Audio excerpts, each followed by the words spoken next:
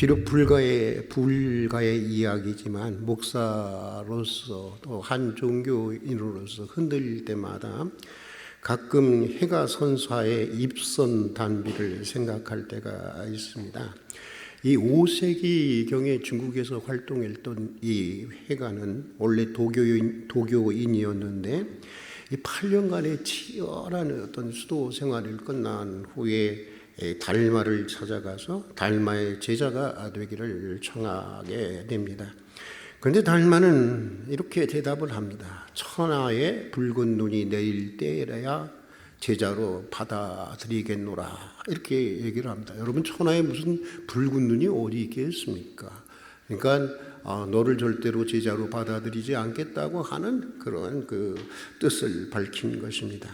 그런데 눈이 내리며 쌓여가는 어느 겨울날이었습니다. 달마를 찾아간 해가는 달마 앞에서 자신의 팔 하나를 잘라버립니다. 그리고는 김이 모락모락 피어나는 뜨거운 선열로 흰눈을 붉게 만듭니다. 그것을 본 달마는 너무나도 크게 감동이 되어서 해가를 이 제자로 삼았고, 그 후 해가는 달마를 이어서 중국 선종을 이끄는 아주 위대한 지도자가 되었다고 합니다.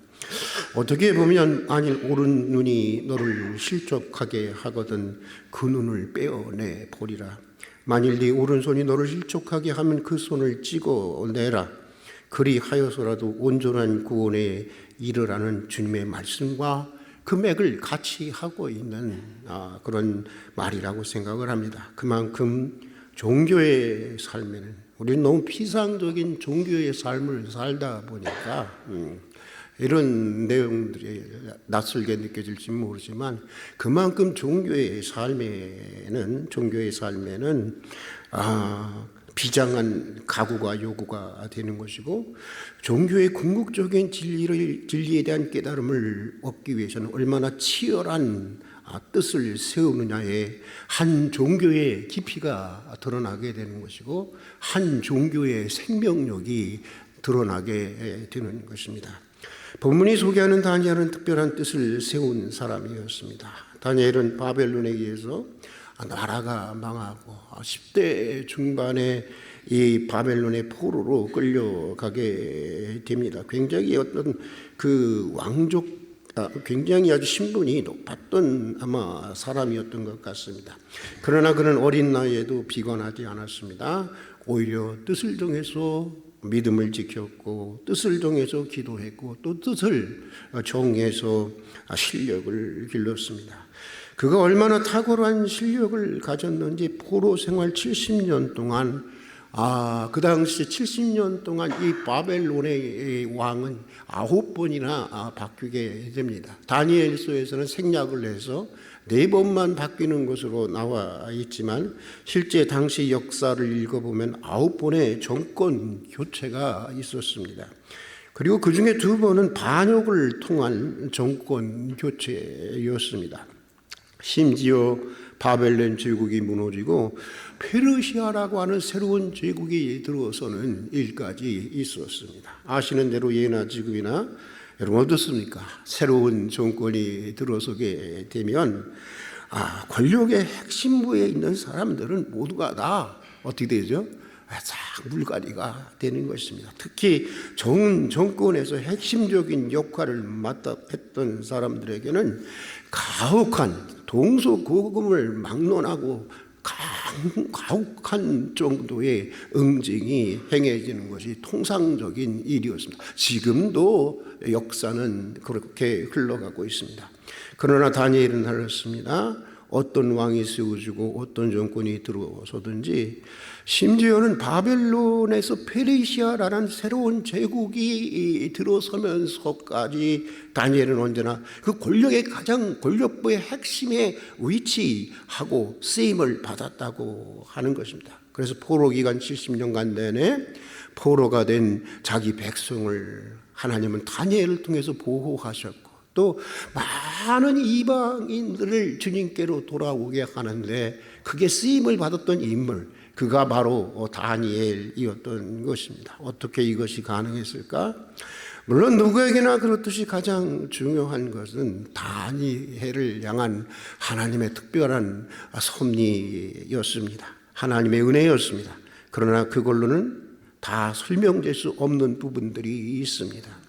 하나님의 은혜, 하나님의 특별한 섭리와 더불어 그에게는 남다른 그 무엇이 있었습니다. 오늘 본문 19절과 20절의 말씀을 다 같이 한번 읽어보도록 하겠습니다. 19절과 20절의 말씀 같이 한번 읽겠습니다. 왕이 그들과 말하여 보매 무리 중에 다니엘과 하나냐와 미사랴와 아사랴와 같은 자가 없으므로 그들을 왕 앞에 서게 하고 왕이 그들에게 묻는 중에 그 지혜와 총명이 온 나라 박수와 술객보다 10배나 나은 줄 아냐? 몇 배나 나은지 안다? 10배나 뛰어났다고 하는 것입니다. 다니엘은 바벨론에 있는 모든 현자들보다, 학자들보다 무려 10배나 뛰어난 그런 실력을 가지고 있었던 사람이라고 하는 것입니다. 그 정도 실력을 가지고 있으니까 어느 정권이 들어서든지 그가 정말 꼭 필요한 사람이었고 꼭 쓰고 싶은 사람이었던 것입니다. 어느 목사님의 책을 읽다가 재미있는 이야기를 읽게 되었습니다. 학생들에게 공부를 강조하는 목사님이신데 제가 제 스승으로 또 멘토로 여기고 있는 김동호 목사님이십니다. 이 목사님은 공부를 무지하게 강조하는 목사님이에요. 이 목사님에게 하루는 고3 학생이 아주 그냥 매우 찾아와서 매우 도발적인 태도로, 무례한 태도로 이렇게 묻더라는 것입니다. 목사님, 공부가 인생의 전부입니까? 하고 이렇게 묻더라는 것입니다. 그래서 목사님은 아니다라고 잘라 말해 주었다고 하는 것입니다.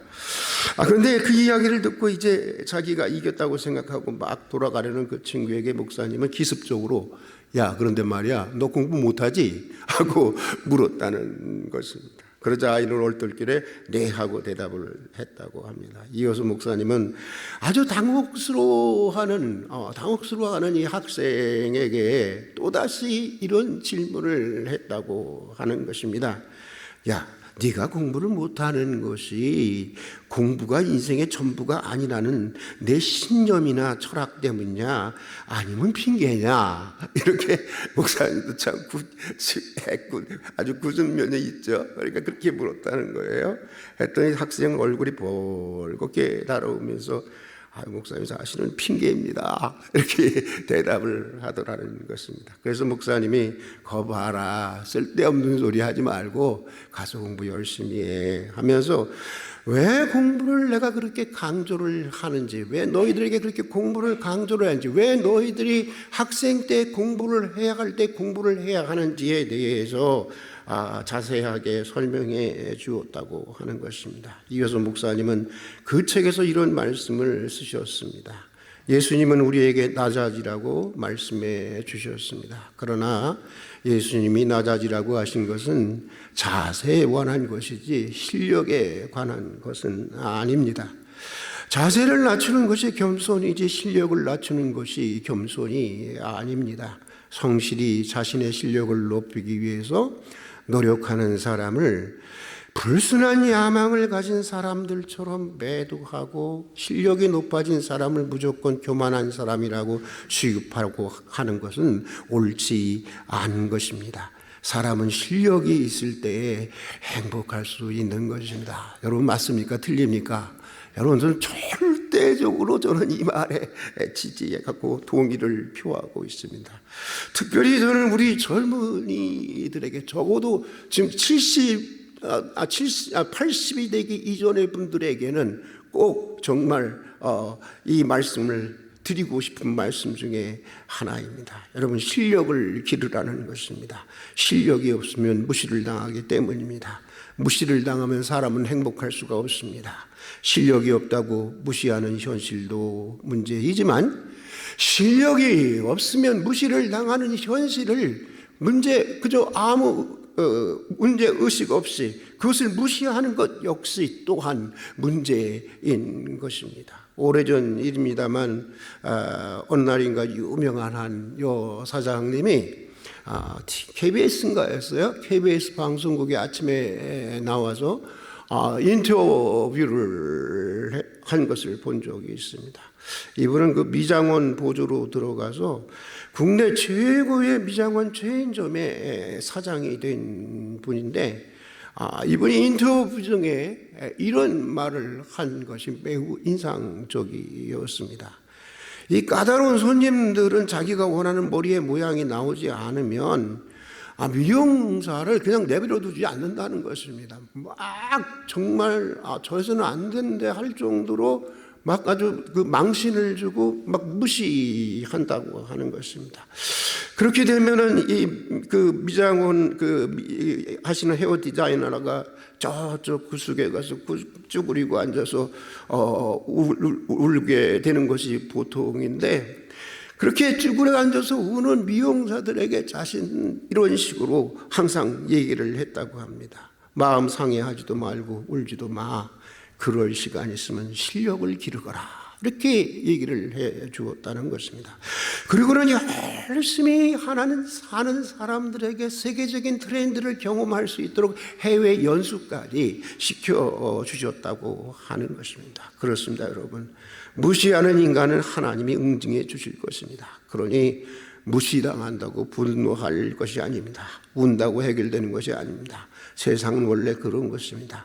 그럴 시간이 있으면 더욱더 자신의 실력을 길러 나아가야 하는 것입니다. 자기 혼자 잘 먹고 잘 살기 위해서 그런 것이 아닙니다. 사회에 보다 많은 유익을 주는 그리스도인으로 살아가기 위해서 우리는 실력을 길러야 하는 것입니다. 다니엘이 바로 그런 사람이었던 것입니다. 다니엘에게는 가만히 보면 세 가지 실력이 있었습니다. 먼저 그는 자기가 하는 분야에 남다른 실력을 가진 그런 사람이었습니다.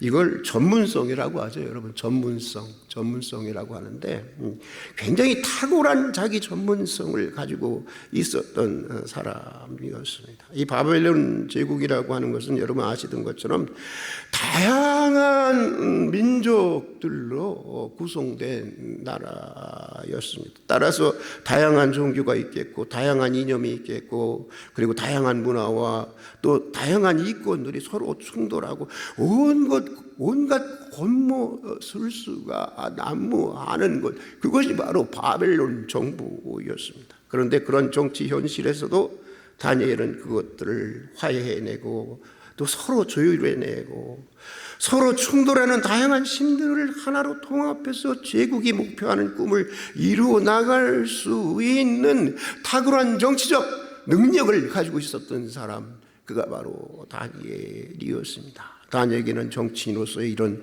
전문성이 있었던 것입니다. 여러분이 만약 생사에 걸린 수술을 받는다고 하십시다. 제가 문제를 내는 것입니다. 여러분은 다음 두 의사 중에 어떤 사람에게 여러분의 수술을 맡기실 것입니까? 한 의사는 인격도 아주 더럽습니다. 믿음도 없습니다. 그런데 수술에 있어서는 최고의 실력을 가진 의사입니다. 다른 한 분은, 다른 한 의사는 인격도 매우 고매하고 훌륭합니다. 믿음도 매우 고매하고 훌륭합니다. 그런데 실력은 별로입니다. 여러분은 누구에게 수술을 받으시겠습니까? 예? 저는 목사임에도 불구하고 인격이고 믿음이고 그런 거 보질 않습니다.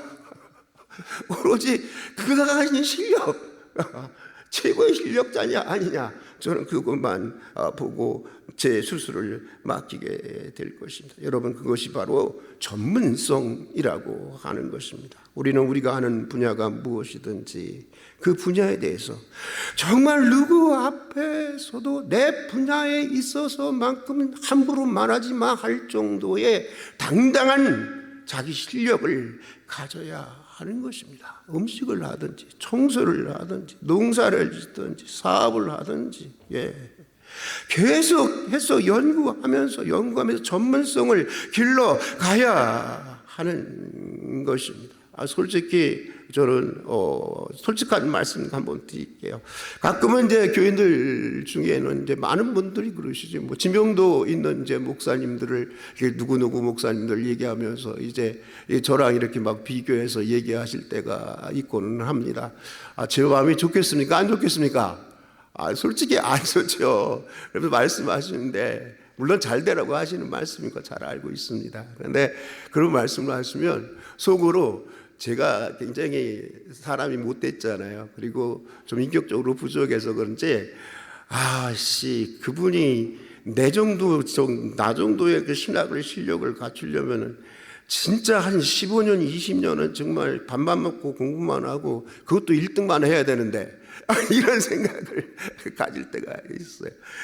참 치졸한 생각이죠. 그러면서 또 한편으로는 또 이런 생각이 들어요. 그래, 내가 아직 너무나도 부족한 부분이 많구나. 내가 열심히 해야 되겠다. 그래서 정말 내가 이 분야에 있어서는 누구도 함부로 와서 정말 말하기가 조심스러워할 수 있는 그 정도의 내 전문성을 내가 확보해야 되겠다라는 생각을 할 때가 있습니다. 여러분 가만 보면요, 연구조사에 의하면 여러분 사람이 있잖아요. 자기 분야에서 10년만 제대로 일하면 달인이 된다고 합니다. 이건 세계 연구조사에서 나온 거예요. 여러분 10년이 넘으셨죠? 달인이 되셨습니까? 왜 달인이 못 되셨나요? 열심히 하지 않았다고 하는 반증인 것입니다. 여러분 행복하고 싶습니까? 다니엘처럼 자기 전문 분야에 대한 내가 하는 일에 대한 전문성을 그 실력을 계속해서 길러 나가야 하는 것입니다. 자, 또 그런가 하면 다니엘에게는 인격이라는 실력이 있었습니다. 여러분 사람이 높은 자리에 올라가면 갈수록 시기하는 사람이 많아질까요? 적어질까요? 많아지죠. 그러니까 여러분 누구로부터 내가 시기를 많이 받는다. 그럼 그 좋은 일이에요? 나쁜 일이에요? 좋은 일이죠. 내가 그만큼 상당히 내가 뭔가 잘 되고 있는 거구나. 사람은요 배고픈 건 참아도요 배 아픈 건 못 참는데요. 그러니까 시기를 하는 거예요. 저도 마찬가지예요. 똑같은 인간이죠. 여러분, 그러니까 누구로부터 내가 시기를 받는다 하면은 내가 참 괜찮은 자리에 올라가고 있구나 이렇게 생각하면 되는 것입니다. 근데 그리고 높이 올라갈수록 여러분 뭐가 많아지는지 아세요? 뒷조사가 많아집니다. 끌어내리기 위해서. 다니엘도 마찬가지였습니다. 그에 대한 많은 뒷조사가 있었습니다. 그런데 다니엘은 참 신기한 사람이었어요. 아무리 찾아보고 아무리 털어보아도 나오는 게 없었어요. 그래서 다니엘서 6장 4절에 보면 다니엘을 시기하는 사람들부터 다니엘에 대한 이런 고백이 나오게 됩니다. 한번 우리 6장 4절 말씀 다 같이 한번 읽어보도록 하겠습니다. 같이 읽겠습니다.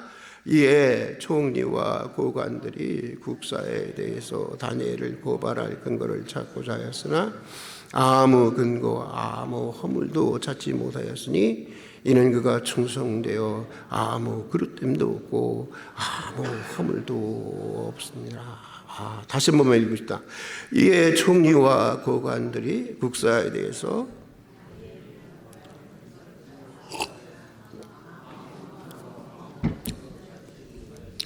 이는 그가 충성되어 아무 그릇됨도 없고 아무 허물도 없어서. 여러분 사람들은 보통 이런 얘기를 잘 합니다. 사람을 털어서 먼지 나지 않는 사람이 있느냐. 그렇게 얘기를 합니다. 그러면서 그 말의 이면을 가만히 보면 자기가 먼지 있다고 하는 것을 변명하려고 하는 것입니다. 여러분 그렇지 않습니다. 그것은 진실이 아닙니다. 정말 털어도 먼지 하나 나오지 않는 사람들이 있습니다. 사실 그리스도인들이 그래야 하는 것입니다. 예전에 평양에서는요 그렇게 평양은 한국의 예루살렘이라고 할 만큼 예수 믿는 사람이 많았던 곳이었는데 평양에서는요 예수 믿는 사람들이 발급하는 무조건 되고 받았다는 거예요. 왜? 예수 믿는다는 이유 하나 때문에. 다니엘이 바로 그런 사람이었습니다. 깨끗한 사람이었습니다. 게다가 그는 그런 정직성의 포용력까지 갖추고 있는 사람이었습니다. 일반적으로 진실하고 정직한 사람들이 이 포용력까지 가지기는 매우 어렵습니다. 그런데 다니엘은 넓은 포용력까지 가지고 있었던 사람이었습니다. 자신은 믿는 사람이었고 정직한 사람이었지만 믿지 않는 사람들과도 정치를 잘 해나갔고 그 중에 나쁜 놈들하고도 정치를 잘 해나갔던 그런 사람, 그가 바로 다니엘이었다라고 하는 것입니다. 우리 양어머니가 제게 남겨준 유언 중에 하나가 있습니다. 3가지 유언 중에 하나가 이런 것입니다.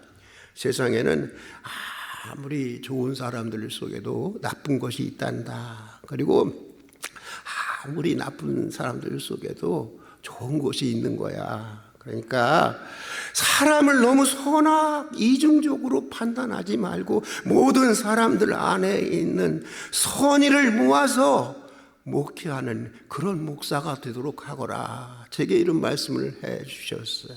자기 색깔을 유지하면서도 모든 강줄기들을 포용해낼 수 있는 바다와 같은 그런 지도력을 가진 목사가 되라고 하는 말씀인데, 요즘 그 유언을 다시 깊이 의미하고 있습니다. 다니엘은 바로 그런 사람이었던 것입니다. 3번째로 다니엘은 영적인 실력이 있는 사람이었습니다. 여러분, 영적인 실력이라고 하는 것은 뭘까요? 영적인 실력은 뭘까요? 제가 많이 생각해 보니까 영적인 실력이라고 하는 것은 하나님의 세계의 영광과 세상의 영광과의 무한한 질적 차이를 얼마나 알고 살아가는가, 거기에 그 척도가 있어요. 사람은 더 나은 가치의 것을 선택하도록 되어 있는 것입니다. 다니엘은 그 차이를 누구보다도 많이 알고 있었던 사람, 그가 바로 다니엘이었던 것입니다. 다니엘 7장부터 소개되고 있는 것처럼 다니엘은 남이 들을 수 없는 하나님의 음성을 들을 수 있었던 사람이었습니다. 남이 볼 수 없는 하나님의 비밀한 계시와 환상을 볼 수 있는 사람이었습니다. 지금은 악이 승리하는 것 같지만 바벨론이 승리하고 아수리아가 승리하고, 지금은 악이 승리하는 것 같지만 반드시 하나님의 진실이, 하나님의 나라가 승리한다고 하는 역사 전체를 주관하시는 하나님의 섭리를 읽어낼 줄 아는 영적 능력이 그에게 있었던 것입니다. 포록이라는 어둠 저 너머로 새롭게 동토하는 하나님 나라의 역사를 바라보고 있었던 사람, 그가 바로 다니엘이었던 것입니다. 그러기에 70년이라는 세월을 정권의 핵심에 있으면서도 그는 전혀 변질이 되지 않았습니다. 우리나라는 36년 있으면서도 그 3.1절 만세 기념했던 33명인가 중에 거의 대부분이 다 나중에 변절자였죠. 여러분, 다 변질됐는데 이분은 70년 동안 있는 동안에, 그것도 권력의 핵심부에 있음에도 불구하고 변질되지 않았습니다. 아무리 높은 위치라도 하나님의 뜻이 아니면 언제든지 그 자리를 내어놓을 수 있었습니다. 그래서 사자굴에 들어가면서도 자기의 믿음을 지켰습니다. 제국의 영광과는 감히 비교할 수 없는 다가오는 하나님 나라의 영광을 그는 보았던 사람이었기 때문이었습니다. 그만큼 영적인 실력이 있었던 사람이었던 것입니다. 영적인 실력이 없으니까 자꾸 예수 믿는 것보다 돈 맛이나 권력 맛이 더 좋아 보이는 것입니다. 그거 다 영적인 실력이 없어서 그런 것입니다. 예수 믿는 것이 술 맛이나 담배 맛보다 못한 거예요. 영적 실력이 없으니까. 여러분, 잡다한 소리들로 시끄러운 세상에서 세미하게 들려오는 하나님의 음성을 들을 수 있는 여러분들이 될 수 있기를 주님의 이름으로 축복합니다. 역사를 주관하시고 결국 최후의 승리와 영광으로 우리의 삶을 이끌어 가시는 하나님의 섭리를 읽어낼 수 있는 그런 영적인 사람들이 될 수 있기를 주님의 이름으로 축복합니다. 그래야 예수 믿는 것이 신나는 것입니다. 예수 믿는 것이 재밌는 것입니다. 자, 그런데 여러분, 다니엘은 어떻게 이런 실력들을 갖게 되었을까요? 이게 굉장히 중요한 문제죠. 오늘 본문 1장 8절 말씀해 보면 이 뜻을 정하는 이 다니엘의 모습이 나옵니다. 우리 다 같이 한번 8절의 말씀 다시 한번 읽어보겠습니다. 다니엘은 뜻을 정하여 왕의 음식과 그가 마시는 포도주로 자기를 더럽히지 아니하려 하고 자기를 더럽히지 아니하도록 환관자에게 구하니. 당시 바벨론 왕이 먹는 음식은 성경 율법에 먹지 말라고 하는 그런 음식들이 섞여 있었어요. 제사를 드리는 음식들 있잖아요. 그게 섞여 있었어요. 그걸 먹지 않겠다는 것입니다. 설사 그것 때문에 성공하지 않아도 좋다는 거예요. 설사 그것 때문에 내가 망해도 좋다는 거예요. 여러분 같으면 어떻게 하시겠습니까? 다니엘은 음식과 같이 아무리 사소해 보이는 것이라고 해도 하나님의 말씀을 지키고 믿음을 지키는 것이 우선이라고 여겼던 것입니다. 그러기에 뜻을 정했던 것입니다. 이 다니엘서에 보면 다니엘이 이렇게 뜻을 정하는 모습을 자주 발견하게 됩니다. 여러분 다니엘서를 한번 오늘 집에 가서 한번 읽어보세요. 다니엘이 뜻을 정하여 뭐했더라, 금식했더라, 뜻을 정하여 뭐했더라, 뜻을 정하여 뭐했더라. 인생의 고비고비 때마다 다니엘이 정말 신앙의 결단을 하고 있는, 인생을 건 결단을 하고 있는 모습들을 찾아볼 수 있게 될 것입니다.